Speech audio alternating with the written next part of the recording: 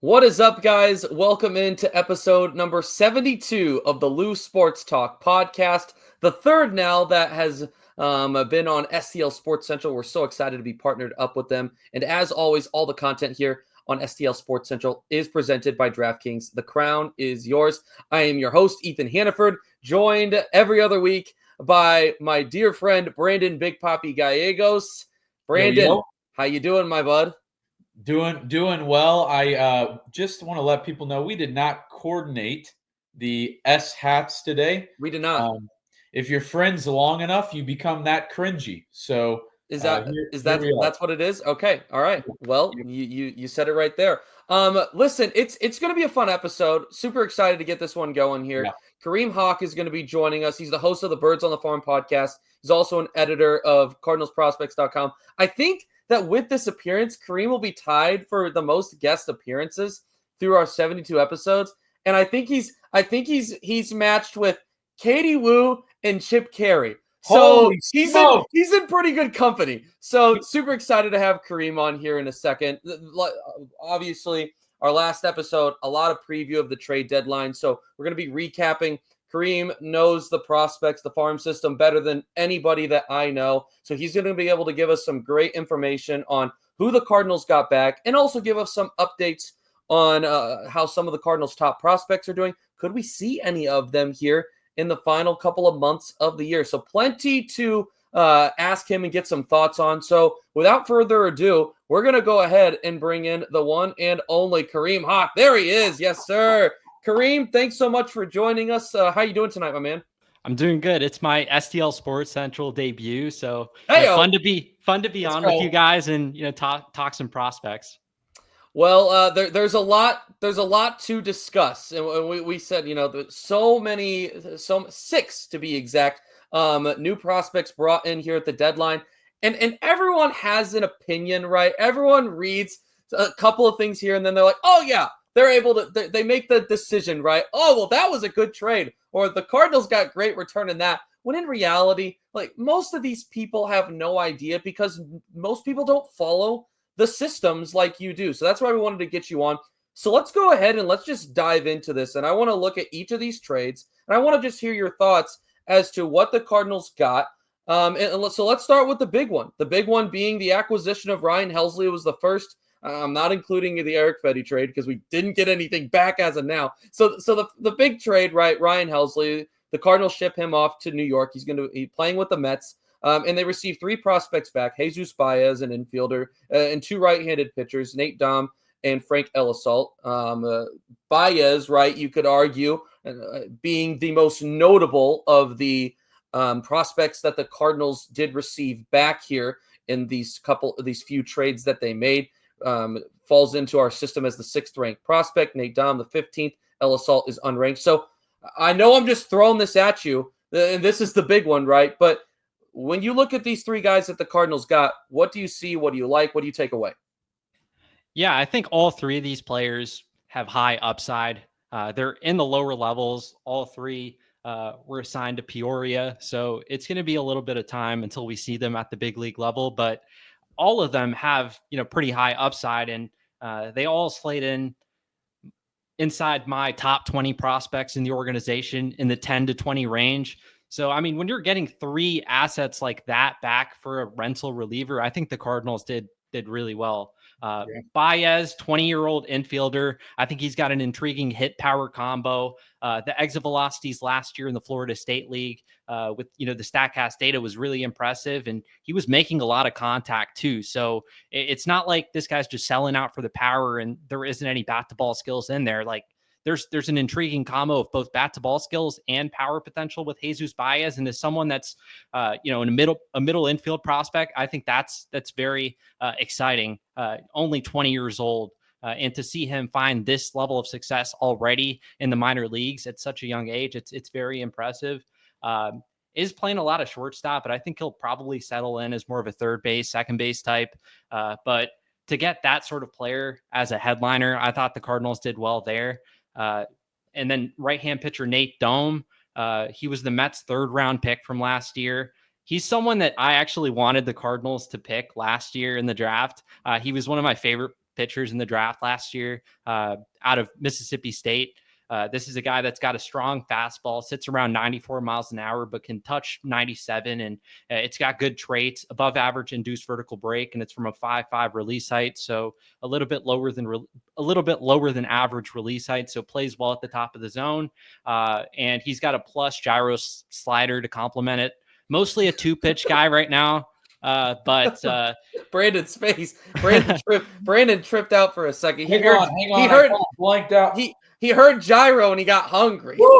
I didn't eat dinner. What's wrong with you, Kareem? Good grief. Yeah, so mostly a 2-pitch guy with the fastball and slider, but I think the changeup has shown a little bit of promise, and I think in the Cardinals organization, we'll see him throw that offering more. But potentially, I wouldn't be surprised if they give him a different changeup grip, get him something that has a bit more depth to it.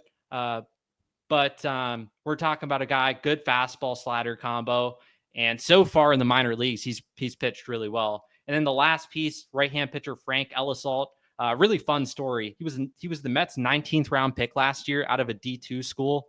Another guy, elite fastball metric, sits 95, can run it up to 98, and it's got an extremely flat approach angle. So really low release height and gets hop on the fastball. 2-plane movement, both vertical and horizontal. He's been used mostly as a multi-inning reliever to this point, but I imagine that the Cardinals' long-term plan with him is to stretch him out entirely as a starting pitcher. And, this is a guy that's got a plethora of intriguing secondary offerings, sweeper, gyro slider, changeup that gets a lot of depth. He also mixes in a cutter. So, the pitch mix is there for him to start. I think we just need to see him get stretched out to the point that he is a starter, but I assume the Cardinals will be doing that, in the next few years. So 3 really solid pieces that the Cardinals added to their farm system. Like I said, all 3 slate into my top 20 in the organization, and all of them have upside. So I think they did well here. Where are the specific spots that they all fall in on your list? Baez is coming in at 10, Nate Dome 16, and Frank Ellisalt 17. Okay, there you go. Brandon? John Mozeliak, he's a fan favorite around here in St. Louis. I say that sarcastically. You look in recent years, he's always had a buzzer beater trade. Well, that was no different this year. He trades reliever Phil Maton to the Texas Rangers. The Cardinals get back right-handed pitcher Skylar Hayes, right-handed pitcher Mason Molina. We like that last name. I can pronounce that one. And an international bonus money pool. I will have you kind of explain that to the baseball fans out there that aren't familiar with that pool, what that means. But first, who are the 2 players the Cardinals got back in return for this a typical buzzer beater trade for St. Louis? I think the top name that they got back is Molina. Cardinals fans love that name, What and I else think is Mason has a chance to be a solid pitcher. Fastball sits in the low 90s right now, but has elite carry. Gets really solid induced vertical break numbers on the pitch, and he pairs it with a quality changeup, which I think is his best pitch. Tunnels really well off the fastball, and he'll also mix in a gyro slider in the low 80s and a curveball that gets a ton of depth, but more of a show me pitch. And this is a guy so far in the minor leagues hasn't pitched above high A like a lot of the names that we're going to talk about today, but he's posted really impressive strikeout numbers. The swing and miss has been there, even though this is someone that more of a low 90s fastball, doesn't seem to have the most explosive stuff in the world, but he's performing down there. So it'll be interesting to see how, his success carries over to the upper levels. But I do think this is someone solid fastball traits. Hopefully we can get the velocity a little bit higher. It's around 90, 91 right now. If that pitch can get up to like 93, 94, I think, that would be impressive with the amount of carry that he gets on it. But change up plus pitch, it's really his calling card. But yeah, I thought that was a decent headlining piece, I guess. And then Skylar Hales, hard throwing righty. He profiles purely as a reliever, mid-90s fastball, not the best shape. It is a lower slot, but this is someone that can touch triple digits and has a slider that has a decent shape at 86. So, I mean, to add some reliever depth to your organization is never a bad idea, and I think Hales could provide that. And then the final trade that the Cardinals made, Stephen Matt. Well, I shouldn't say that's the final one we're discussing. It was made the night prior to the trade deadline. But I think the one that, as far as name recognition goes, arguably the one that's getting talked about the most, the Cardinals trade Stephen Matz to the Boston Red Sox. In return, they receive corner infielder Blaze Jordan, who was ranked as the 19th overall prospect, I believe, in the Red Sox system. He fits in 18 on the Cardinals overall. He spent time mixed between double and triple A this year, batting average slightly over 300 and 860 OPS.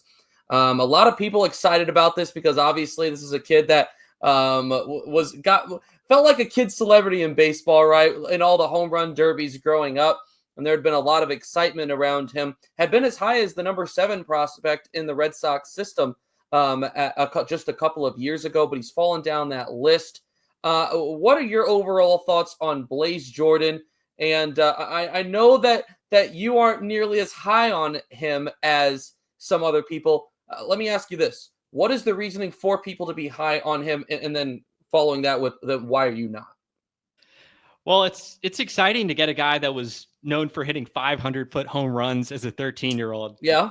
So it's cool. It's cool adding someone like that to your organization. But Jordan was a top prep prospect in the 2020 draft. The Cardinals apparently coveted him, but he ended up being drafted by the Red Sox, and Chaim Bloom led the charge there when they picked him. So obviously, coming into the Cardinals organization, he's going to be familiar with that name. But yeah, he's a guy signed for an overslot bonus in the 3rd round. So far this year, I mean, he's showing really strong bat to ball skills. And this is someone that's got elite adjustability in 2-strike counts. He's just running a 10.6% strikeout rate on the season. He's going to put bat to ball. He's not going to strike out. So, I mean, I think that's the biggest thing that stands out to me. This is a guy that's going to put bat to ball, and he's got impressive raw power, as he's always shown. The top end exit velocities are there. It's just, the batted ball profile right now at the AAA level, I don't think it's 100% maximized to the point where he's going to get to that power in game. He's not hitting the ball at the right angles all the time. And I'm sure the Cardinals are going to have a plan for him to get to the point where he is doing that. But I still think there needs to be a little bit of work there. He split time between first base and third base, but I'm not sure if the lateral agility is there for him to stick at third base in a full-time capacity. In a reserve role, every now and then, if he's going to play third base, I think he could handle that. But I'm not sure if this is a starting caliber third baseman defensively. So at that point, you're looking at a first baseman that is more of a bat-to-ball driven player that hasn't fully maximized his raw power. I think that it's hard to get super excited about a player like that, right? That isn't going to provide the positional value. And I'm not sure if the in-game power production is going to be at a level where he's going to be able to play first base in a full-time capacity. And but as I do still like the player, the Cardinals could use someone that's, right-handed complement off the bench. They've got a lot of left-handed hitters in the lineup right now. Jordan is someone that's always been able to handle left-handed pitching. So I think he'll provide a punch in that sense as someone that could hit lefties and, avoid strikeouts. I think, that's what stands out to me the most about him, why I think he's a solid player, but at the same time, without having the positional versatility, or not being able to play third base in a full-time capacity, I think that hurts his value, and not seeing the raw power fully maximized to the point where I think it can be. Part of you, real quick, Brandon, here, part of you makes you wonder, right, if that had something to do him going to AAA with Luke Baker being put on waivers as well. I know the Cardinals desperately needed a left-handed pitcher. There's only one in the bullpen right now on the 40-man, I believe, that's healthy.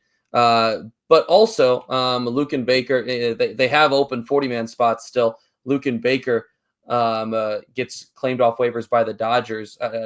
What are your thoughts overall on that? It felt like this is a guy that just was never going to really have an opportunity at the major league level for the Cardinals. Yeah, it's not a huge deal. Again, like it's a player that is limited to first base. I don't think he was ever going to get the shot here. So to see him go to a different organization, hopefully we can see him with the Dodgers, but I'm not sure he'll be able to. You don't think he's gonna start over Freddie? No. No. Okay. All right. But yeah, I mean, we're talking about a guy that was a organization who's been with the organization for so long. So it sucks to see a guy like that go, but the opportunity just wasn't here. And when you add a player like Blaze Jordan, who's younger, that I would imagine plays a similar role as a Luken Baker, it makes sense to just cut bait.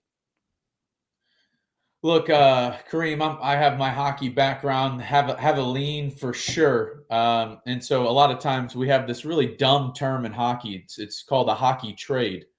They're all hockey trades, but we like to call them hockey trades, where it's a current player on your NHL roster and you're trading for another NHL roster player.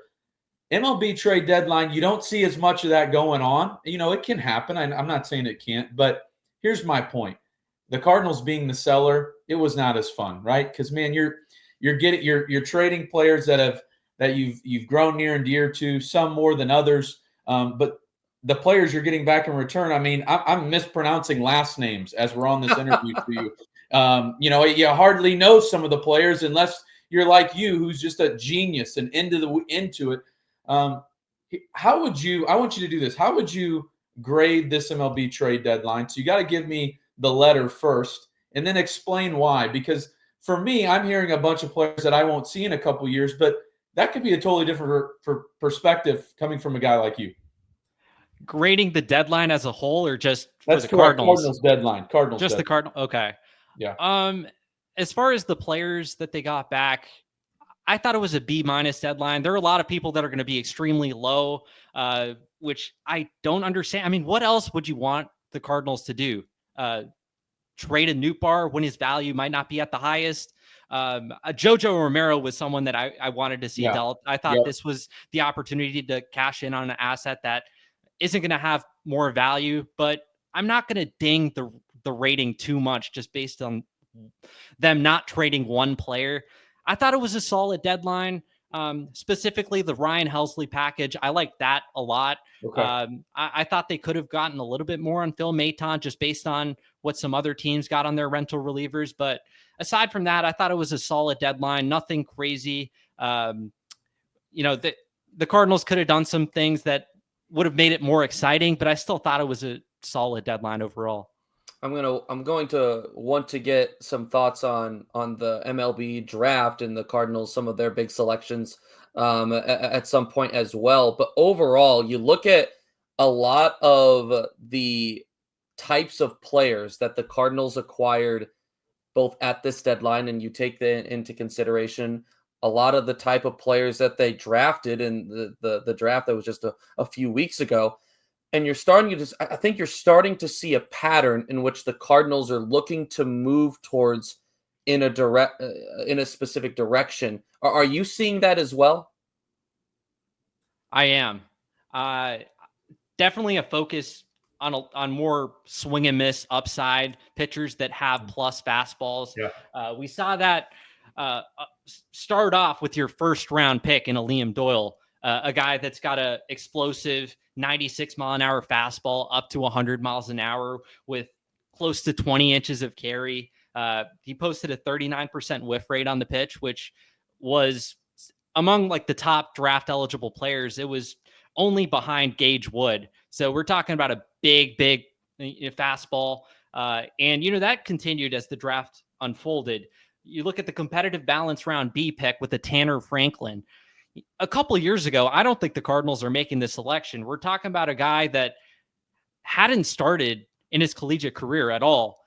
And prior to this year with Tennessee, there was no track record with him throwing strikes. So to take a pitcher like that, who has a ton of risk that you're taking on with your competitive balance round B pick. I just feel like the Cardinals, they wouldn't have taken that risk a couple of years ago with their old pitching development infrastructure. Now that they have, this more modern infrastructure in place, I think it makes more sense to target guys that have a little bit more upside, but still need some polish to develop. And I thought we saw that throughout this draft and, the trade deadline as well. Is there a guy specifically from this draft? I know you just mentioned a couple of names. Is there a guy specifically that you are more excited about? I know it's easy to give, right, the big name pick, and understandable. I mean, Liam Doyle, I mean, there's a lot of expectation already on what he could be down the line for the Cardinal rotation. But when you look at this draft, you look at some of the more the later round picks. Is there anyone that you look at and you're extra excited about? Yeah, there's one guy, 12th round pick, Caden Eschman. He has some of the best fastball characteristics I've ever seen. We're talking about 21 inches of induced vertical break from a 5.6 release. He's only sitting about 91, 92 on the pitch, up to 96. But that is someone you can dream on. And I think once he gets over to pro ball, works with a pro development team, this is a guy that, still has his best pitching in front of him. So I could see that being a name that you might not think about just yet with him being a 12th round pick, but I think he's got a lot of fun traits, especially, with the fastball that has the potential to be plus. And I think he's got some secondaries that flash as well. And, eager to see what the player development group has in store for him, because he's a very intriguing name.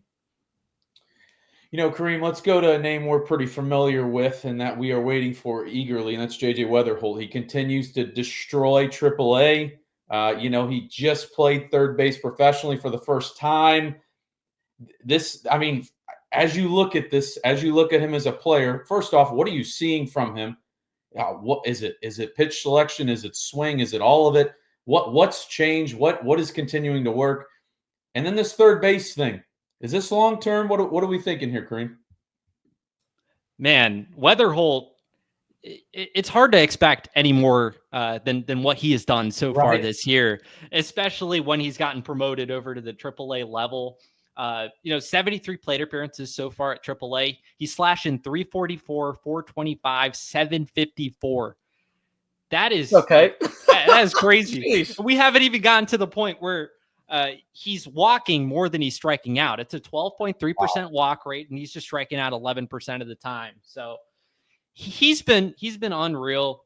The power production has really manifested at the AAA level. It was there at AA, but not to this extent. It's been crazy the amount of home runs that he's been hitting as of late.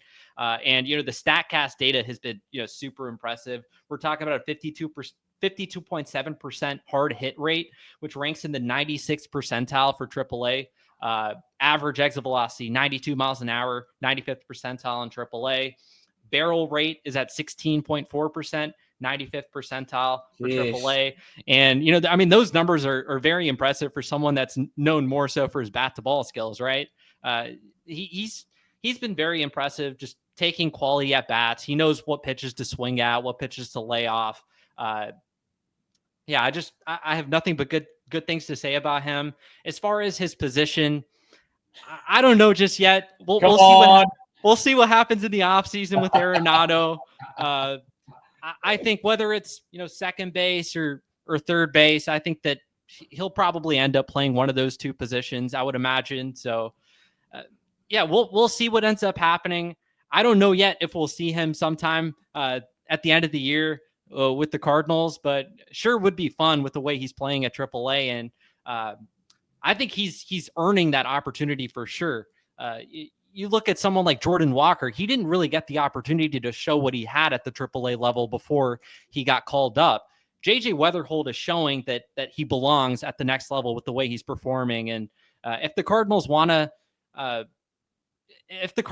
promote him at the end of the year to see him get a taste at the big league level, similar to what they did with Mason Wynn a couple of years ago, I don't think that would be a shock, but I think more than likely we'll see him penciled in opening day 2026. Boy, that's We almost had him, Ethan. We almost had I him on the know. third base. I know. Well, Close. it's going to be really interesting to see how the Cardinals do Yeah. go this 2026 offseason, keeping in mind that they do have JJ Wetherholt in their back pocket, that he is showing more and more every day that he is ready to go, that he's beginning to get to the point where he's knocking on the door, right? It's going to be interesting to see how the Cardinals deal with their surplus, in which spot they open up for him. I think we have an idea of what they would like to open up for him.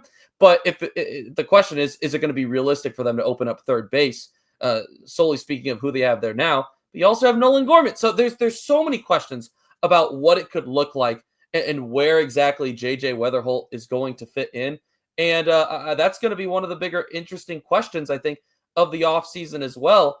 Is you're not only trying to move guys out to bring in to get rid of surplus and bring in things you need, but you also have a guy that categorizes in a spot where there's arguably a couple of guys ahead of him on the roster right now. At second, Donovan's ahead of him. At short, Wynn's ahead of him. And you have two guys, and probably right now I would say that they're saying in Arenado and Gorman that are ahead of him. Now we know the pedigree of which this prospect is.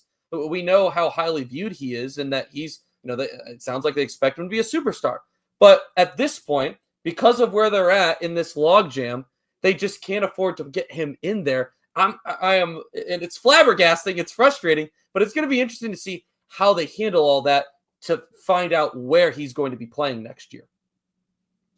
Yeah, I think, this offseason is going to be very interesting to see what they end up doing. There's a lot of players that the Cardinals have that just aren't getting all the opportunities. And I imagine that, Chaim Bloom is going to make some trades in the offseason, but we'll see what ends up happening. But JJ is a guy that, next year you got to play. You got to play him. You got to make a spot for him. Yep. Yeah, you hear Kareem seems pretty clear. He wants JJ Wetherholt on the major league roster, and I cannot blame him. Let's move on to the number 2 prospect in the Cardinals system, Quinn Mathews. It's been a bumpy year compared to 2024 for him. Spent a lot of the early season on the injured list, and then ever since getting consistent time in AAA, hasn't quite been the same pitcher. But as of late, the biggest concern being the velocity dip on his fastball. I'm curious of your thoughts, what you're seeing from Quinn Matthews. I know last start was a little bit of a bounce back in the box score, but what are you seeing from Quinn right now, and are you concerned? Yeah, I think the most thing, I think even more than the velocity, what concerns me is the command this year. It's taken a step back significantly. It just feels like the mechanical consistency hasn't been there since he got back from that shoulder injury.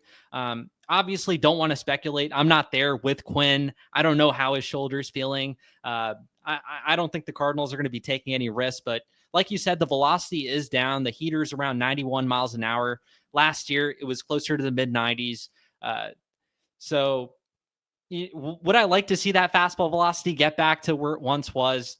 Obviously. But I think more so, I just want to see Quinn get back to throwing strikes like he was last year. At the AAA level this year, 55 innings, he's walked 44 batters. For someone with his profile, I just don't know if that's sustainable.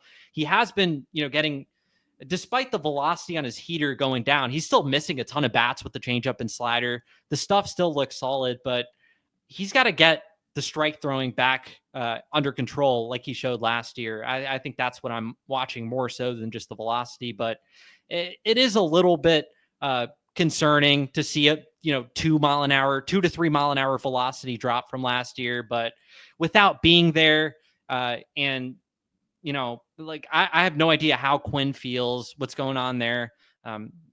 Maybe by the end of the year, the velocity can get back to where it was in the past, but I'm watching more so just the strike throwing and him getting back to limiting walks like he did last year.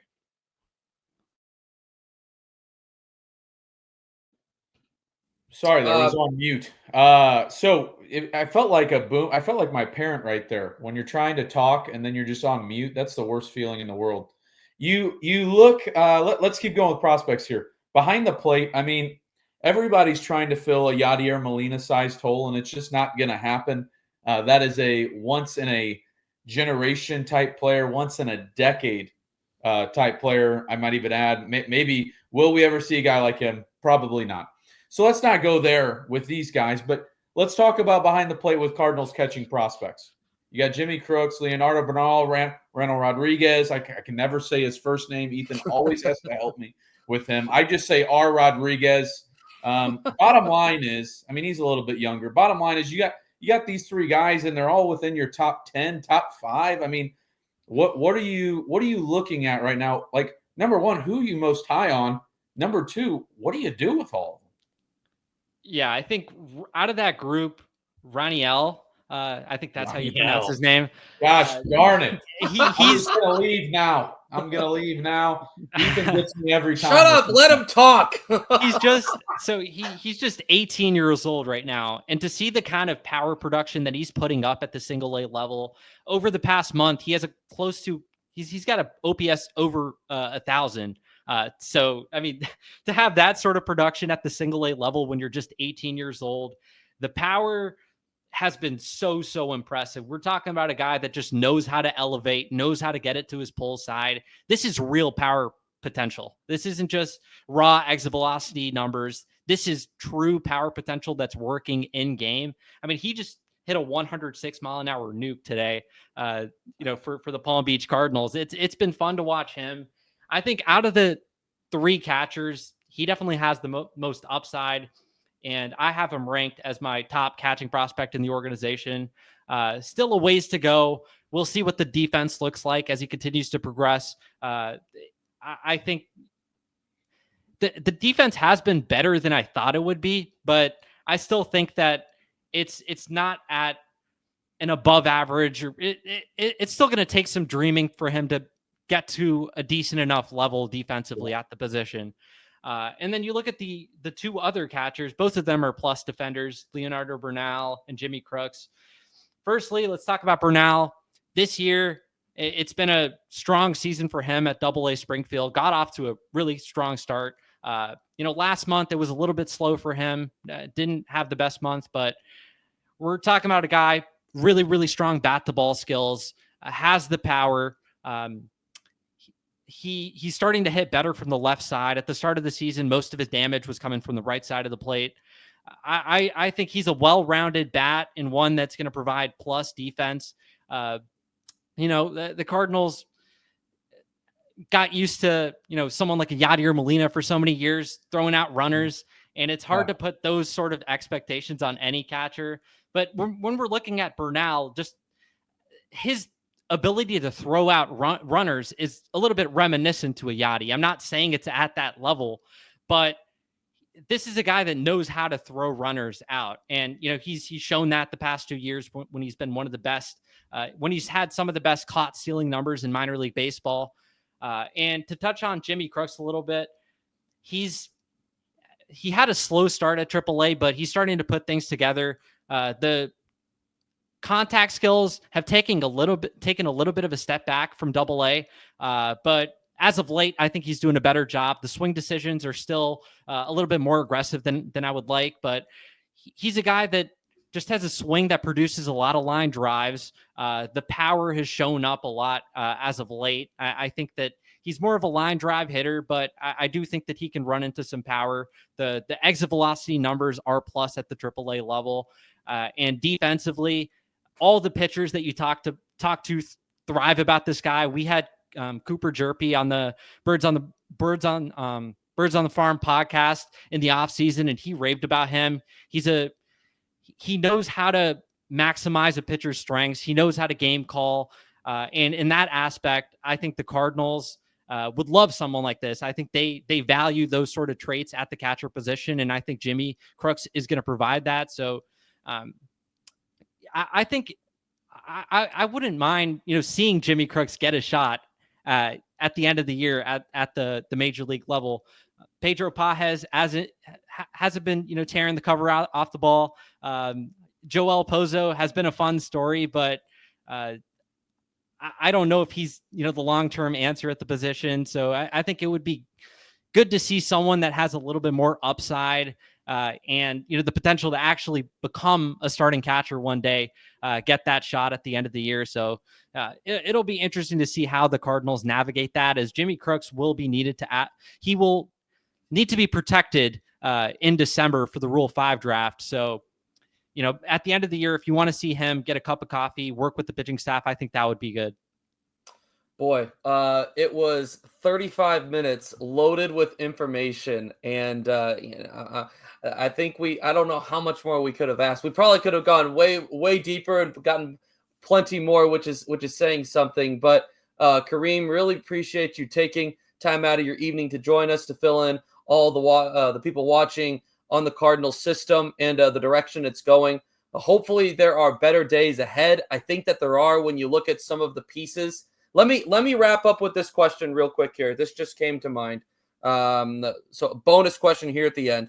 I think a lot of people going into 2025 expected 26 to be the year, right, where the Cardinals were starting to enter back into contention. You looked at a lot of the pitching prospects that they had, and there was a lot of optimism that in 26 they were going to be able to contribute. Some of them maybe by the end of 25.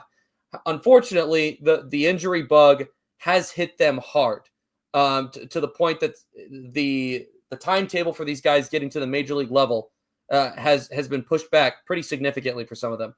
Would you argue that with the amount of injuries that they have had pitching wise, that it's going to impact the big league roster enough to where we're looking at maybe it being a year later than expected that the Cardinals are starting to get back into contention at the big league level? I think it's going to come down to what they do in free agency. I'm not sure if they'll be able to run with this rotation next year. I think they're going to have to add a name, hopefully a mid-rotation starter at worst, alongside a Sonny Gray at top. Matthew Liberatore has made some big time improvements this year. If you told me he had a sub-4 ERA starting in the Cardinals rotation, I mean, that would be a win entering the season. So Palante, a little bit of a down year. Not sure if he has a long-term future in this rotation, but as a back-end piece, and similarly, Michael McGreevy back at the rotation starter. I still think they're missing a few pieces, a mid-rotation starter, and one more impact bat to get to that postseason level. But I think the point you make about the pitching injuries in the system, I think that's a valid point as well. Tekoa Roby was pushing the door at AAA, making some quality starts before tearing his UCL, and he's going to he underwent Tommy John surgery and is going to miss next year. Cooper Jerpy underwent Tommy John surgery early in the season, and it looks like he's not going to be pitching until mid-season. We'll see if the Cardinals end up protecting him in the Rule 5 draft, but they've had a lot of pitching injuries. Tink Hens obviously comes to mind. We haven't seen him pitch a whole lot this year. And Quinn Mathews, we talked about him. Sem Robertson. There's been a boatload of injuries this year, which is unfortunate. Hopefully next year it isn't this bad, but it's the name of the game. Pitchers are going to get hurt, and the Cardinals are suffering this year, but most teams suffer. I mean, you look at the Dodgers right now. It's really bad. So I think that's a great point that you make, but I think the Cardinals are going to have to add some pieces in free agency, in the trade market, to supplant this or help supplement this team to get back to contention. But I still think that there's a lot of exciting young pieces on the roster. Mason Wynn is looking like a Gold Glove winner, the way he's playing defense at the shortstop position. And I really like what I'm seeing with the bat too. He's pulling a lot of fly balls. I think we could see the power tick up as he continues to develop. Brendan Donovan, all-star campaign, leader of this team. Can't wait to see him. Hopefully, this is a guy that Chaim Bloom and his staff can protect long-term, because he's a very valuable player.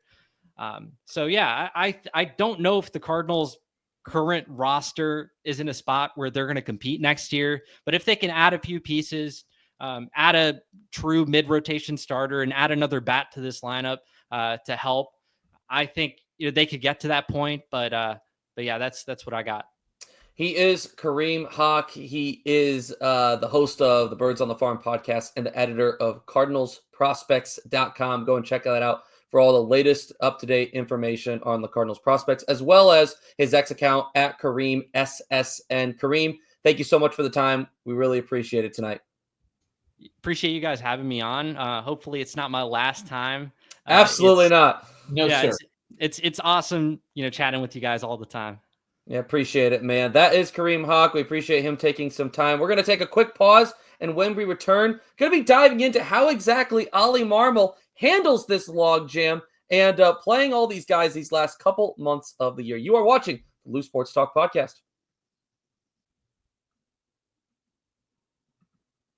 What's up, guys? You are watching the Loose Sports Talk podcast on STL Sports Central. We're back. And we're going to talk some baseball. What a shocker. Specifically the trade deadline, okay? This is where we land right now. I mean, we just got done talking about with Kareem, man, who has entered into the organization. We said this time and time again. The Cardinals need a replenishment of the system. We've been talking, I feel like, for 40 podcasts now about development. I feel like as an organization, we've grown in developing. But the problem is we haven't had as many players, and the players we have had, a lot of injuries. We've had the injury bug. So we got replenished over the deadline. You kind of felt like it had to happen. It seemed as though, if you follow the Cardinals at all, as a somewhat predictable trade deadline. But Ethan, I'm curious your thoughts. They didn't venture out, and you have two sides to this. You have the side where the fans going, man, we need more here. Is this the same old, same old? And you have the other side going, what else could we have done? You heard Kareem talk about it. We trade a Newt Bar when he's low in his value. You move a Brendan Donovan, who's an all-star and a leader in the clubhouse. I don't know if that's the direction you want to go. I mean, we're talking big rebuild then if that happens.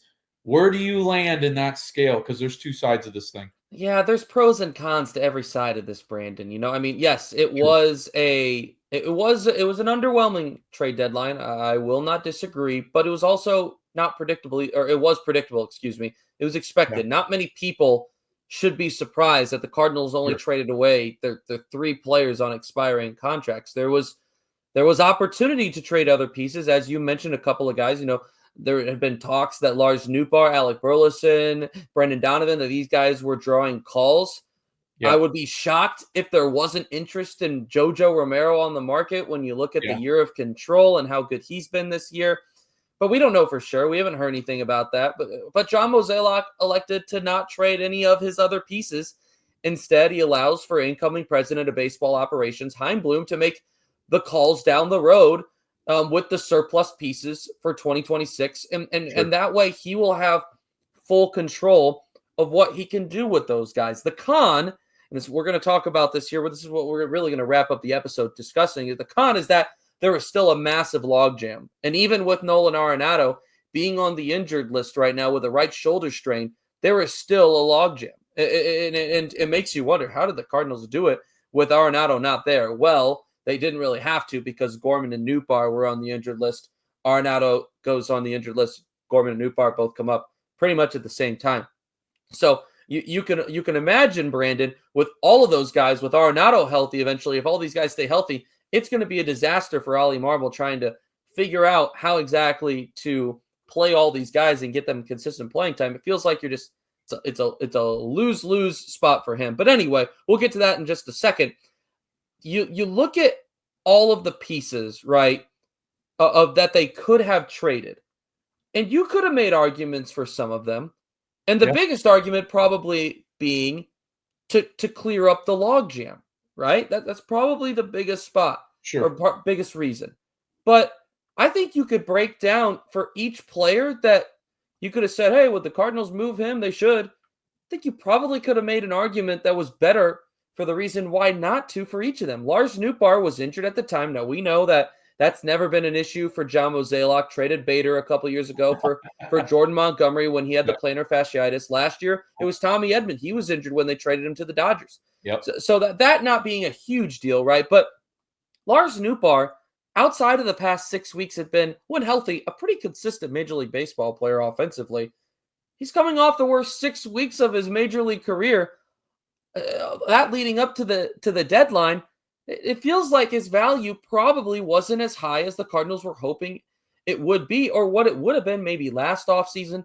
And if Nootbaar is able to get going a little bit here, which I think you look at the large amount of what his career has been, I think there's a fair reason to say if he gets consistent playing time, he's going to get back to a closer version of what Lars Nootbaar is. All of a sudden, his value looks better in the offseason. Same thing, or similar, I should say, with Nolan Gorman, a guy that was also injured at the time. He's been trending a little more in the right direction than Nootbaar, but a couple of extra months with the club, how does that increase his offseason value? Arenado's not at third right now. He's should be getting everyday opportunities. Jordan Walker, I think that one's pretty self-explanatory. Just hasn't had enough time. Was way too high of a prospect for the Cardinals to just move on from him at a time where his value is about as low as it's ever been. Alec Burleson has clearly made himself a part of the future. Brendan Donovan as well. I feel like those are the main 5 guys, right, that there were talks about. Yeah. When you look at surplus, who would the Cardinals move on from? I think those are all reasons better than trying to figure out the logjam issue. Now, here's the big thing, though, that I think that this trade deadline tells us about the Cardinals, Brandon. I think that it, to a certain extent, is a level of acceptance that you look at what the Cardinals got in return. Kareem just talked about it for 40 freaking minutes. Yeah. Is that they got a lot of guys in early development. There's no guys that are knocking on the door, really. I mean, they got 2 guys that are in AAA, but I wouldn't argue Blaze Jordan is banging on the door to the major league level. Same with Skylar Hales. Yeah. They brought in prospects, young prospects that are going to take time to develop. And they just lost out on 3 big, or not lost out, they moved on from 3 big name relievers. So there's going to be opportunity at the major league level for this young bullpen, but there's going to be growing pains. We discussed it on last week's episode. Unfortunately, because the Cardinals have so many pitching prospects that have dealt with injuries this year, their impact on the 2026 team is going to be limited. Yeah. It feels like there was a little bit of an acceptance, right, that 2026 may not even be the year. It's probably going to take longer than that. And I think there's also been an understanding of if this Cardinals team is going to get back to being a consistent year in and year out winner, the prospects, the farm system has to get back to being one of the best in baseball. I mean, you look at the talent that they were able to bring to home grow over the last 20 years, really from what you'd probably say 2000 to 2015. And there's a lot of big names in there. And they just haven't been able to develop that guy in the last 10 years, really, that has shown it consistently at the major league level. And until they do, I think you're going to have a hard time seeing the Cardinals be a year in, year out contender. So this felt like a step in the right direction, this trade line, to getting back to that. But there's still it's going to take some time to do that. We'll see what things look like next year spending wise with the CBA coming up in the 26-27 offseason. There's talks about, well, will they agree? Will there be a lockout? Who knows how that affects? Who knows how that affects spending?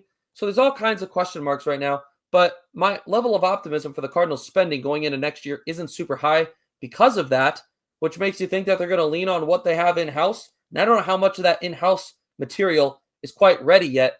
So, it's going to be interesting to see the direction that they go in.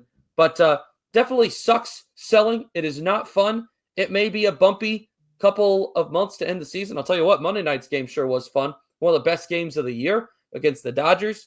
But I'd be surprised if that's the team you're getting on a night in, night out basis, unfortunately, for the rest of 2025. Friend of the show and writer over at The Athletic, Katie Wu, said something super interesting earlier this week, and we'll touch on that here in a second. But really, really quick, I do want to detour here, Ethan. Man, at some point, what I'm hearing a lot of, and what I'm beginning to side on, and what I was there back during the Paul Goldschmidt days. Okay, you call that prime luck. I call it, at some point you got to make a strong decision that isn't attached to the heart. What do you say to people right now? Because I hear you saying, man, we're kind of accepting what's going on. to me, the Minnesota Twins accepted what's going on by trading 10 of their players that are on their everyday roster. To me, they accepted a rebuild. This doesn't tell me this is a full rebuild. Well, I mean, this is what every selling team does. They trade some relievers and to fill in their system. I mean, when you say that, my question's twofold. Should they have accepted this earlier? And did they really accept even where they're at? I mean, because there were other teams around the league that were doing this. This isn't that obscene to see a selling team sell some back-end relievers. Yeah, so I'll start with the first one, and the question being, should they have done this earlier? And I know you've been a strong advocate for them doing this for a couple of years now. You could definitely make the argument that hindsight's 2020, looking at where they are now. The hard part is in the moment we don't know if Paul Goldschmidt is going to turn around his 2024 season coming off of just a year and a half prior, an MVP year.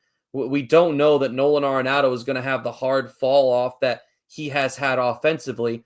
So it's easy to say those things now. The hindsight's 2020 always. That's one of my favorite sayings. It's the favorite. But there were some people, including yourself, that were advocating, right, that they should just get this over with now. I think that the Cardinals organization had some belief that they were closer than they ended up being to contending. And we saw them going all in 24, all in being, they added some pieces. They added some rotation pieces. They bought at the deadline. So, you could definitely say yes to should they have done it earlier, but it's always going to be easier in a situation like this to say that they should have done it earlier. I will say this. It was inevitable that the Cardinals were going to have to find a way to improve their system. And it's hard to improve your system when you're constantly drafting at the back of the rounds. It's hard to improve your system when you're constantly buying at the deadline. And the Cardinals, being a smaller market team, were never going to be a team that was going to be solely relying on free agency. They just are not the Los Angeles Dodgers. They're not the New York Yankees. They're not the San Diego Padres. So that part was inevitable, Brandon. And you could argue that they should have capitalized on maybe some of their pieces that they had at times. I think that they were, to a certain extent, you could argue that the organization, that even some of the fan base was trying to put that off. I don't want to come out and straight up say the answer is yes or no, but I think you can make a pretty good argument for yes. I will say that. So that's the first answer. The second answer to the Twins question, hard to compare to the Twins. The Twins, in my opinion, that the owners have been trying to sell the team now for a year. This to me said, let's sell off as many pieces as possible so that our payroll is cheaper, so that maybe someone is more enticed to buy our team. That's what that said to me. And I said that the biggest loser of the trade deadline was the Minnesota Twins. That was man, I feel for Twins fans. That was brutal. This is a team that was in a similar spot to the Cardinals, right? And just hasn't been willing to add. They're in a little bit of a bigger market than the Cardinals. They had a couple of big name contracts, but the Cardinals don't have to do that in order to get back to being a winner eventually. I think the Cardinals have found in 2025 some pieces that they feel good about, that they feel like they can build around. It doesn't mean that the roster is complete. It's not. But the Cardinals don't need to do that. They don't need to sell off 10 big league pieces.